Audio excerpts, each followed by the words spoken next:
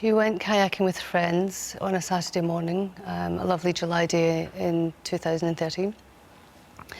And afterwards, for some reason, she swallowed half a gram of white powder, and it turned out to be ecstasy, MDMA powder that was 91% pure. Within 3 hours of taking it, she was dead. So that was actually an incredibly powerful dose. Yes, much higher than the normal street level, so yeah. I think possibly the chances are it would have killed more than several people. Yeah, I've been told it was enough for 5 to 10 people in one go.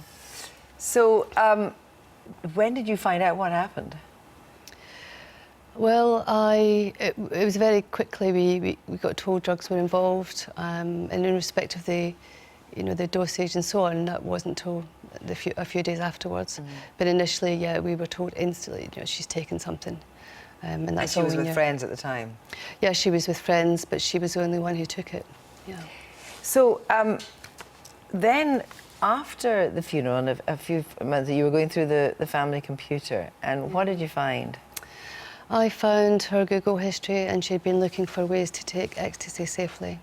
Because she was a clever girl and she wanted to make sure that she wouldn't overdose. Yeah, she was at that stage in her adolescence, and she did want to try things. She was a curious child, and I encouraged her curiosity in life, as you do as a parent, as much as you can. But yeah, that was a moment when I realised the situation was that she got lost in the detail and made a great mistake. She had taken ecstasy before, and I think, as any mother would, you'd had a kind of contretemps about it. Yes, I was one of those parents. I just said, why would you do this? And she said, it makes me feel happy. And I said, well, aren't you happy anyway? She said, yes, but it makes me feel even happier. And I couldn't believe that. So I just said, don't do it, don't do it. I didn't want her to do it. I said to just say no, and we know what went on to happen.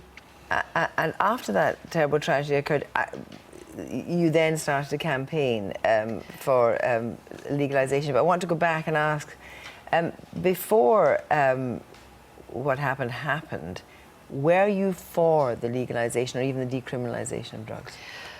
I didn't think it related to families like mine. I was blissfully ignorant, but I've learnt the hard way, and I've learnt very, very quickly what I really should have known then.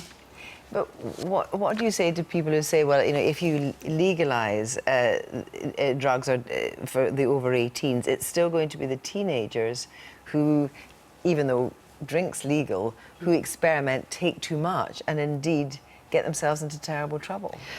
Well, had Martha taken something that was licensed and regulated with a label, with ingredients and dosage information, she wouldn't have taken enough for 5 to 10 people, and I believe she'd still be here today. So you don't want to think of your child taking drugs, but if they're going to do it anyway, I would rather they got something from a licensed route than from a black market.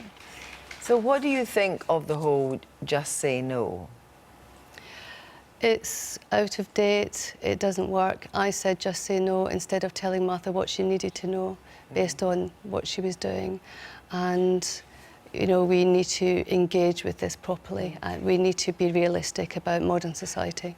But some, I suppose, would say that the just say no works for some kids, and some just say no to, heavy alcohol use works as well, and it's legalised. So actually, does there need to be a clearer message anyway about drugs, about what drugs are, about handling drugs and so forth?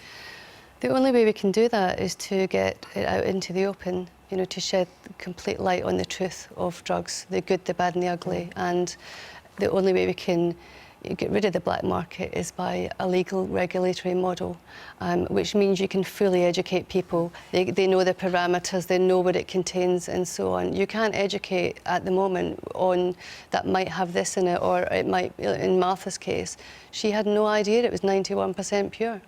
There will be other parents who will take a diametrically opposed view to, opposite view to you, because they think that actually nothing that would be further from what they would want to see that legalised drugs were on the streets.